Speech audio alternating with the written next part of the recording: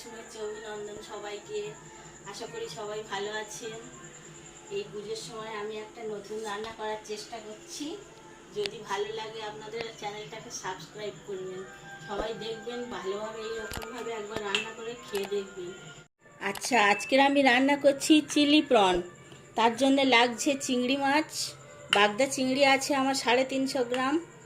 আর লাগছে পেঁয়াজ, পেঁয়াজে যে পাপড়িগুলো এরকমভাবে কাটা, রসুন কুচো কুচো করে সরু সরু করে কেটে রাখা আছে, 2 গাঁট আদা আমি এইরকম সরু সরু করে কেটে রেখেছি, আর একটা ক্যাপসিকাম, ছোট সাইজের ক্যাপসিকাম এই কাটা আছে।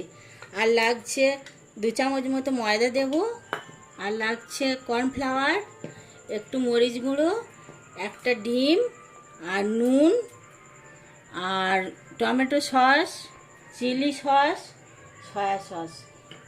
আর এই দিয়েই হয়ে যাবে আজকে চিলি প্রন। আমি কেমনভাবে চিলি প্রনটা বানাই সেটাই আমি দেখাচ্ছি, দেখুন। একটা ডিম আমি ভেঙে চিংড়ির মধ্যে দিয়ে দিলাম,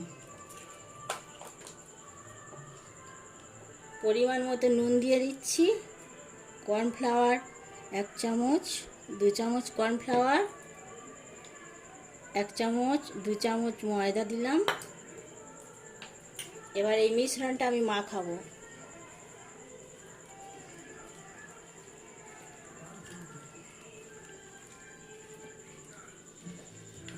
চিংড়িটা আমার ভালোভাবে মাখানো হয়ে গেছে।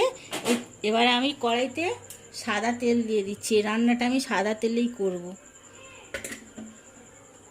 চিংড়িটা আমি একটা একটা করে ভাজবো। তেলটা একটু গরম হোক। তেল গরম হয়ে গেছে, আমি চিংড়িটাকে ছেড়ে দিচ্ছি তেলের মধ্যে।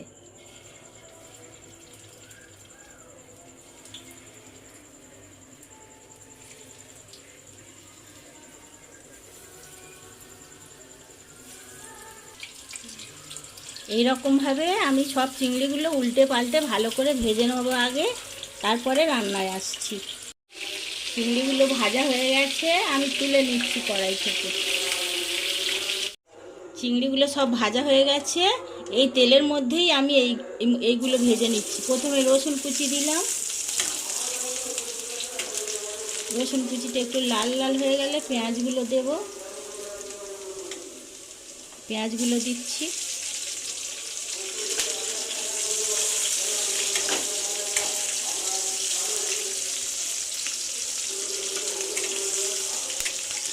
পেঁয়াজের পাপড়িগুলো একটু লাল লাল হয়ে গেছে, আমি ক্যাপসিকামগুলো দিয়ে দিচ্ছি।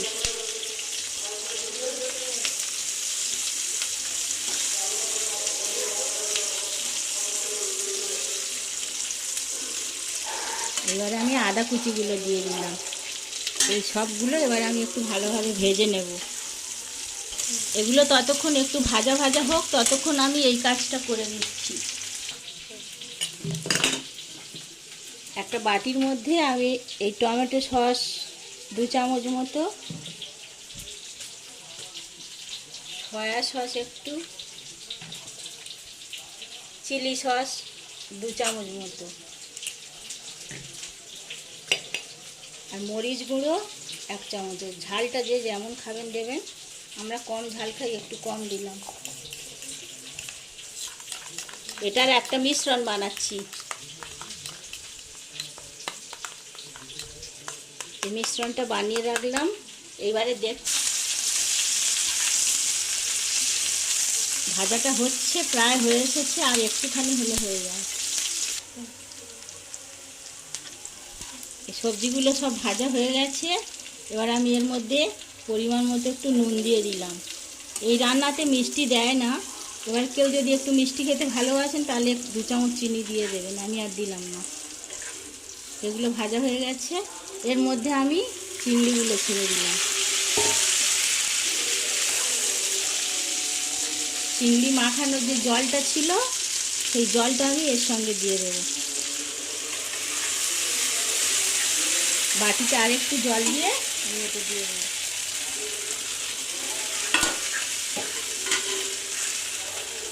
এবারে যে পেস্টটা আমি বানিয়ে রেখেছি সস দিয়ে সব, সেই সসটা আমি এর মধ্যে দিয়ে দিচ্ছি।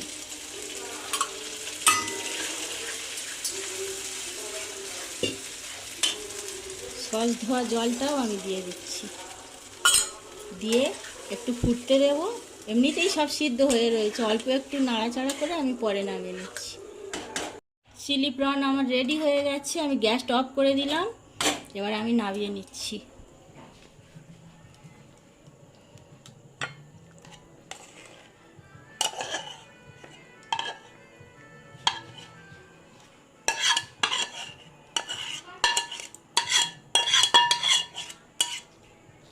চিজটা বলা হয়নি, এই রান্নার শেষে আমি চিজটা একটু আমুল চিজ গ্রেটারের সাহায্যে গ্রেট করে এর ওপর থেকে ছড়িয়ে দিচ্ছি, দিলে টেস্টটা খুব ভালো আসে। আমার চিলি প্রন রেডি। এইভাবে আপনারা একবার বাড়িতে ট্রাই করবেন। আর সবাই ভালো থাকবেন, সুস্থ থাকবেন।